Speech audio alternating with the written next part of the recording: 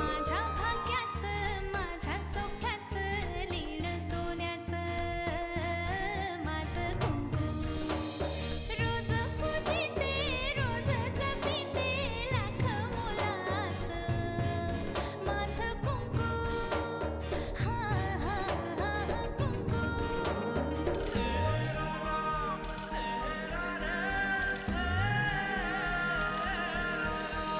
मन माझे घर झाले त्याचे मोर स्वप्नांचा दारी नाचे शब्द त्याचे अमृताचे स्पर्श त्याचे चांदण्याचे त्याच्या श्वासाचे त्याच्या डोळ्याचे गुज सांगते माझं कुंकू हा हा हा कुंकू हा हा हा कुंकू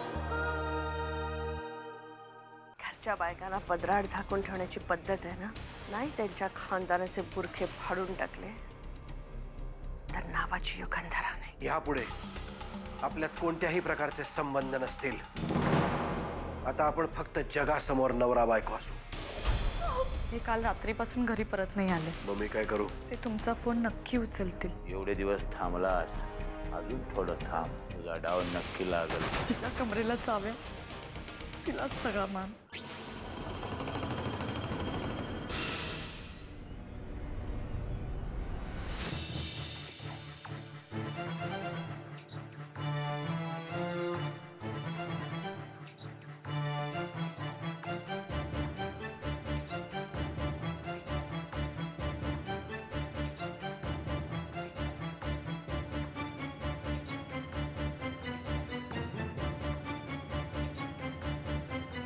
जाव्या,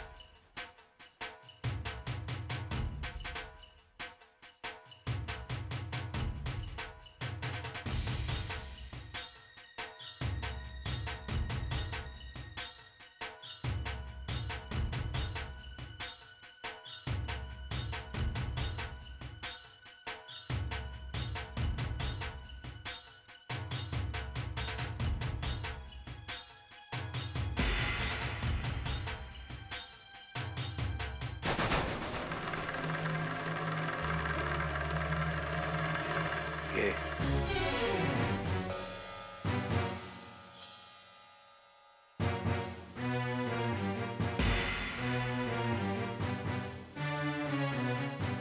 दिला तुझा मान तुला परत. आता तू कुठेही जायचं नाहीस.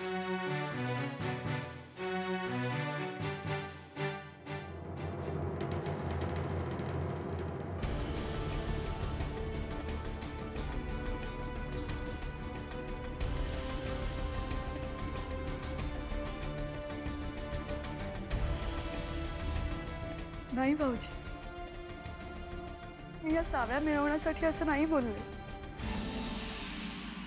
घरातून बाहेर पडल्यावर खूप काही शिकायला मिळालं,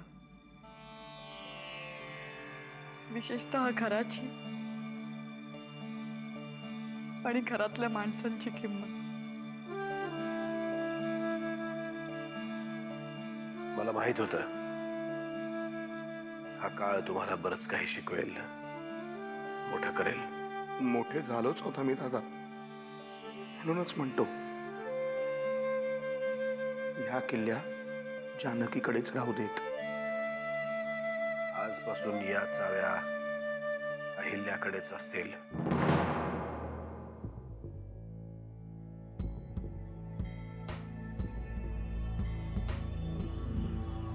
पण नरसिंहा, घरातल्या चाव्या नेहमी करत्या पुरुषाच्या बायकोच्या कमरेला असाव्यात असंच ना. हा. पण नर्मदा तर आता नाहीये, आणि घरातल्या करत्या पुरुषाशी योगायोगानं लग्न झालेली मुलगी अशी मोठी होऊ शकत नाही. त्यामुळे करता पुरुष या नात्यानं या चाव्या कोणाकडे असतील हे मी ठरवेन. मला मान्य आहे ती थोडी जास्त व्यवहारी आहे,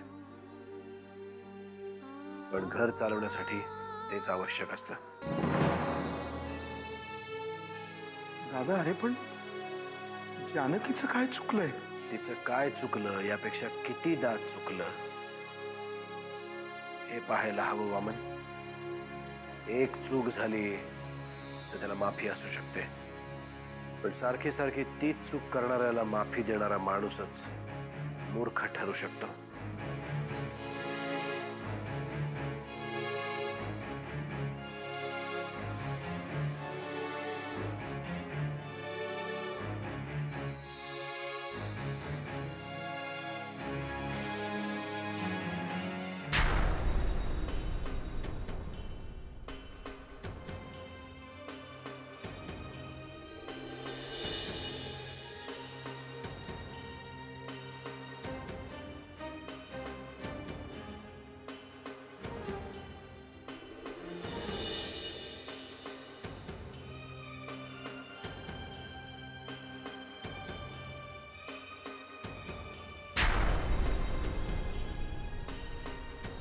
नरसिंह, जानकीविषयी तू काही बोलणार असशील तर मला ऐकायचं नाहीये. आज जो मी निर्णय घेतलाय त्या निर्णयावरती मी ठाम आहे. तू जो निर्णय घेतला म्हणतोयस तो काही निर्णय आहे? आज जे काही घडलं ना त्याची फक्त प्रतिक्रिया आहे ती. माझ्या कार्यकर्त्यांना जी मी भाषण देतो तीच तू मला का देतेयस? कारण आज तू त्याच पातळीवर आलायस ना. खरं म्हणजे त्याच्याही खाली म्हणणार होते मी, पण नाही म्हटलं तरी या प्रकारात जानकीची थोडीशी चूक झाली म्हणून मी जास्त नाही काही बोलत. जानकीच्या चुकीला जर तू थोडीशी चूक म्हणत असशील तर बोलणंच संपलं. अरे भावनेच्या भरात माणूस चुकीचे निर्णय घेतो. तू नाही का घेतलास आत्ता? अगदी तसाच जानकीनेही भावनेच्या भरात चुकीचा निर्णय कशावरून नसेल घेतला. बघ, कृती दोन्हीकडे सारखीच आहे, पण शिक्षा मात्र वेगवेगळी. ते बाई, तसं बघायला गेलं तर दोन्हीकडून शिक्षा मलाच मिळते. जानकीला शिक्षा सुनावली तरी सुद्धा ती भोगावी लागते मलाच. मला माहिती आहे कदाचित उद्या अहिल्या ही चुकेल, पण जानकीच्या चुकीमुळे मेंदूला नाही मनाला त्रास होतो. मला एवढंच म्हणायचंय, जानकी जर दोषी असेल तर तूही तितकाच दोषी आहेस.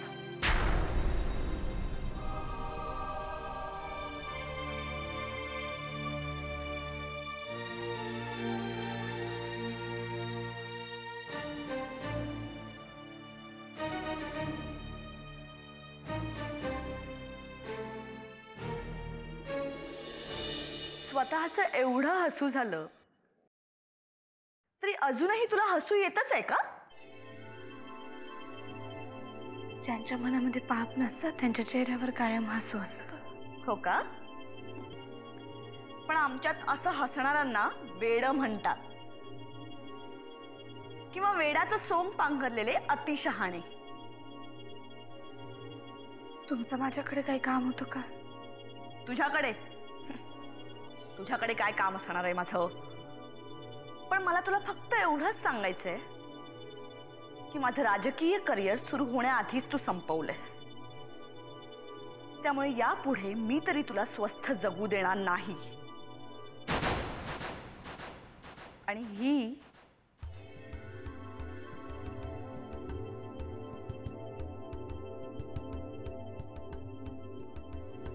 ही तर फक्त सुरुवात आहे.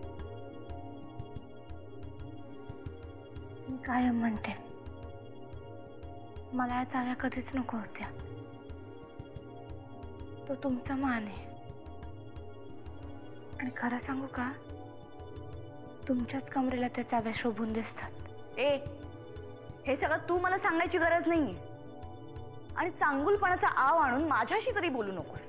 तू किती आतल्या गाठीची आहेस हे मला चांगलंच माहिती, आणि स्वतःचा हेतू साध्य करण्यासाठी तू कोणत्या थराला जाऊ शकतेस हेही मला चांगलंच माहितीये. मनिवासे ते स्वप्न दिसे म्हणतात ना, ते काही उगीच नाही. आपण जसे असो तसं सगळं जग आपल्याला दिसतं. आणि आता तर तुम्ही स्वतःलाच वाईट बोलताय, कारण सगळं जग तुम्हाला खोटं दिसायला लागलंय. तेव्हा असं का घडतंय याचा विचार करा.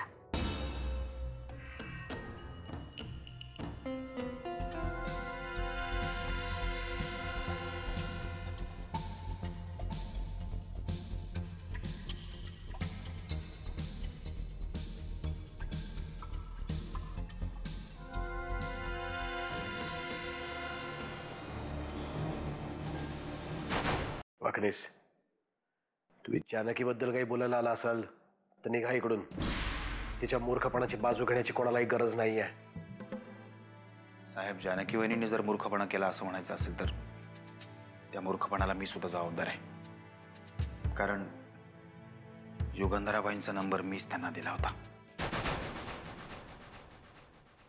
हे सांगताना तुम्हाला लाज नाही वाटत? साहेब, तो नंबर घेऊन वहिनी साहेब जास्तीत जास्त त्यांच्याशी फोनवर बोलतील असंच मला वाटलं होतं. हे जे काय मध्येच तुम्हाला वाटतं ना वाकणीस, निम्मे अर्धे घोळ त्यामुळे होतात, कळतं का तुम्हाला? साहेब, म्हणूनच माझ्या चुकीची कबुली द्यायला आलो मी. ही सगळी चूक माझी. मग शिक्षा एकट्या जानकी वहिनींनाच का? कारण पेपरमध्ये फोटो जानकीचा आलाय, तुमचा नाही. युगंधराला ही खेळी खेळून जानकीला फसवायचं होतं, त्यामुळे जानकीने जास्त काळजी घेण्याची गरज होती. साहेब, जे काम तुम्ही आज केलं तेच काम करण्यासाठी वहिनी साहेब तिथे गेल्या होत्या. ते म्हणजे वामनरावांना परत आणणं. तुमच्या चुकीची कबुली तुम्ही दिलीत म्हणून मी काय करावं अशी तुमची इच्छा आहे? साहेब, वामनरावांशी समझोता झाला असता तर ही वेळ आलीच नसती. चला वाकणीस, निघा. जास्त चर्चा करू नका आता माझ्याशी. साहेब, निघतो मी, पण वहिनी साहेबांना माफ करा. चला निघा, आणि पुढचे काही दिवस मला तोंड दाखवू नका. निघा म्हणतो ना.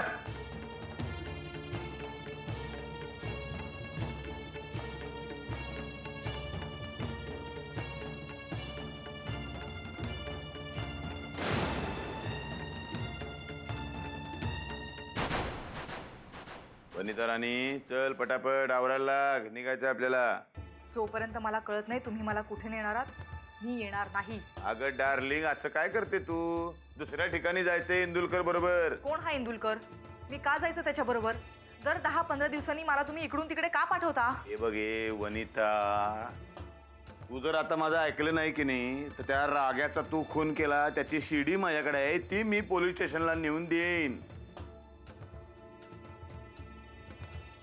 काय होईल ती सीडी पोलिसांना मिळाली तर? मला अटक करतील ना ते? ठीक आहे, इथे जशी राहते तशीच जेलमध्ये राहीन. निदान तिकडे सुरक्षित तरी असेल मी.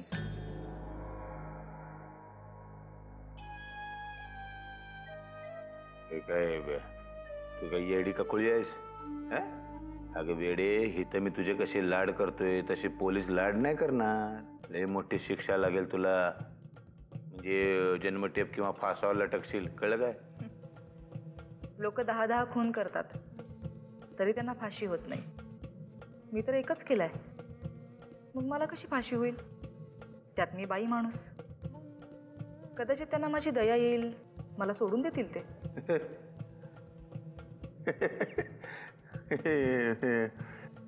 मला काय म्हणायचं काय राणी? बरं ठीक आहे, तुझं म्हणणं काय आहे? आतापर्यंत मी तुमचं गपगुमान ऐकत आले, यापुढे ऐकणार नाही. जर तुमची इच्छा असेल मी तुमच्या मनाप्रमाणे वागावं तर तुम्हाला माझ्याशी लग्न करावं लागेल. अगदी माझ्या वाटावरच बोललीस तू. अगं ते लगीनच करायचं आहे ना, म्हणून ही सगळी खटाटोप आहे. म्हणून जायचं आपल्याला इथनं दुसऱ्या ठिकाणी, कळलं काय? हात लावायचा नाही आम्हाला. लावणारच नाही. कायदेशीररित्या जोपर्यंत तुझ्याशी लगीन करत नाही तोपर्यंत अंगाला हात लावणार नाही, कळलं? तुला काय सांगतोय ते ऐक.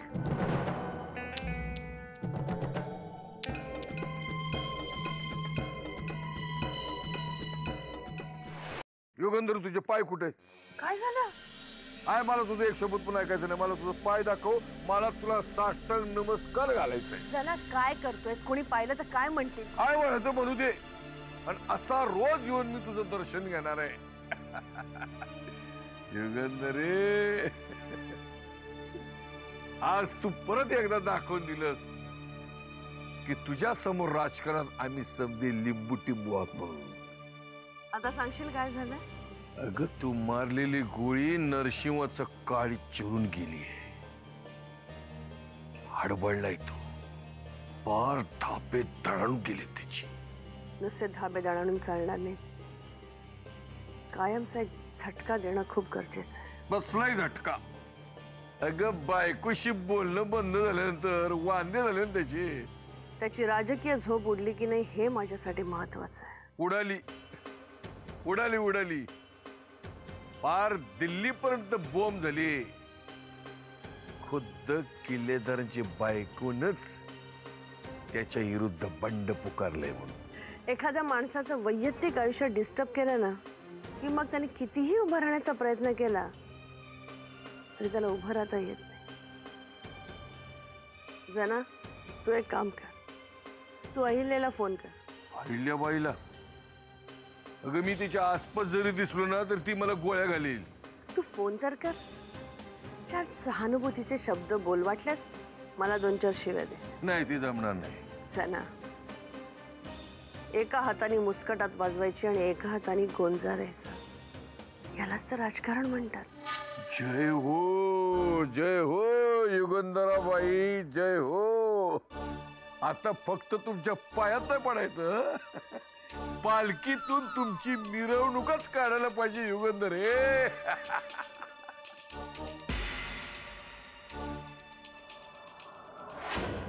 बास बास आत्या बास. अरे खा ना रे नीट.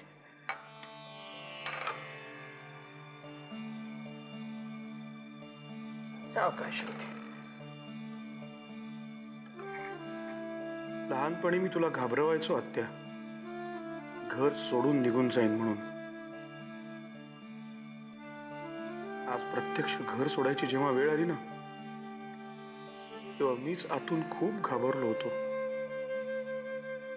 मी तुझ्यापासून खूप लांब चाललो होतो आत्या. कसलाही विचार न करता गेलास. म्हातारे आत्याचाही विचार करावा असं नाही वाटलं.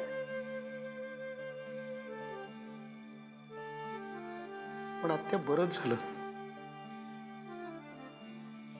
तुझ्या दादाच्या उबदार पंखापासून काही दिवस लांब गेलो ते खरंच बरं झालं. बाहेरच्या जगातल्या उन्हाच्या झळा कळल्या मला. इतके दिवस हे ऊन तुम्ही कधी माझ्यापर्यंत पोचूच दिलं नव्हतं ग. वामन, तुला परत आणण्यासाठी जानकीने खूप प्रयत्न केले रे. काही सांगू नकोस तिचा आत्या. खरं तर मी सगळ्यात जास्त रागवलोय तो जानकीवरच. इतक्या दिवसात तिला मला साधा एक फोन नाही का ग करता आला. अरे कशी करणार? नरसिंहाने शपथ घातली होती तिला. तरी सुद्धा रोज तिचा काही ना काहीतरी प्रयत्न चालू असायचाच.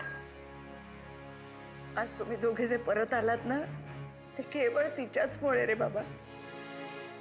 म्हणजे जानकी युगंधराला भेटली त्याच्यामुळेच तर आपलं घर मोडण्यापासून वाचलं ना. आपलं घर वाचलं. पण नरसिंह आणि जानकी मध्ये मात्र खूप अंतर पडलं.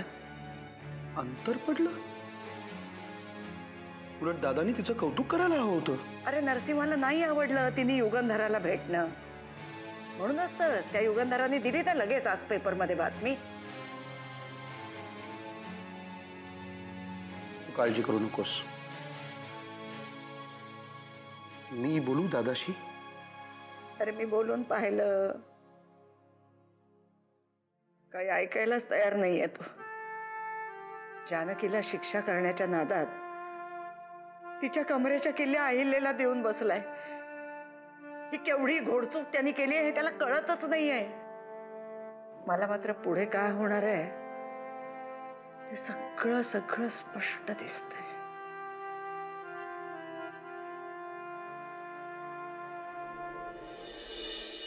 बाबा यावेळी जरा जास्तच चिडलेत, पण त्यांचा राग जास्त वेळ राहत नाही हे सुद्धा तितकंच खरं आहे. आय होप ते लवकरच तुझ्याशी बोलायला लागतील. बघ ना ग, हे एवढं प्रकरण होऊन सुद्धा ते वामन काकाशी बोललेच ना. ते वामन दादांशी बोलणार आहे मला माहिती होतं, पण माझं तसं नाहीये. त्यांनी आधीच माझ्या खूप चुका पत्रात घेतल्या, पण आता कहर झालाय. जानकी, मी बाबांना तुझ्यापेक्षा जास्त ओळखते. ते कसे वागतील ते मला माहिती आहे. बघ, थोडा वेळ जाऊ दे, सगळं व्यवस्थित होईल. मी चुकले ना, मला शिक्षा मिळायलाच पाहिजे. जानकी अगं, असं फक्त तुला वाटतंय, बाकी कोणालाही तसं काहीही वाटत नाहीये. हे बघ, आम्हाला तू अजूनही तितकीच आवडतेस जितकी बाबांना आवडतेस. त्यांना आवडायचे, आता नाही.